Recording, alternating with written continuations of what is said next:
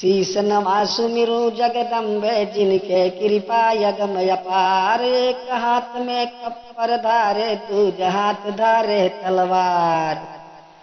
और जोरी बंदन बिरना के आदर सादर बापर नाम। सन 57 दंगल कैले मंगल पांडे जिनकर नाम। माता देवी अभय नाम की असल कून खंता निहनार। अरे बलिया जनपद नगवा बस्ती पिता दिवाकर जी भूमिहार। देशभक्त के सुनी कहानी आन बान मर्यादा शान। और देशभक्त के सुनी कहानी आन बान मर्यादा शान। रहे उमरिया जब 22 के बनलन फौजी वीर जवान।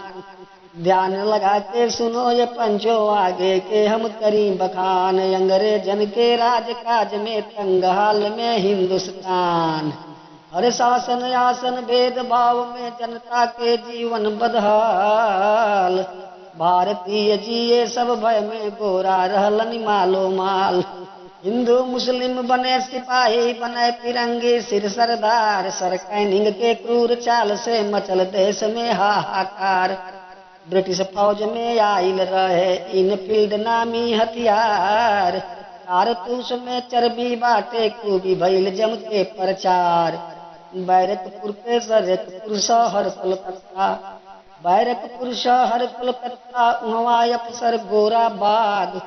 गाली गुप्ता बात बात में रोज रोज उगले आग। धर्म परायण मंगल पांडे कैलन गोरा पर प्रहार। और मार्च 2957 के हो पल गद्दर बड़बरियार। आन बान के पक्का मन शीस पगरिया मोचे शान। मन भीतर में मातु भारती द्विज सूत भोजपुरी जवान। दिव्य दिवाकर के सपूत ई हिमालय के दिव्य शैल। आसमान के दिव्य सितारा सर्ग तिथि 8वीं अप्रैल।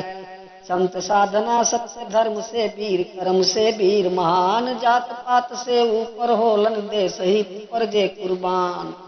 शब्दहीन अरु भावहीन मैं तनिक न जानी छंद विचार। सिर नवा भोजपुरी वीर के नमस्कार बा बारंबार। नमस्कार बा बारंबार।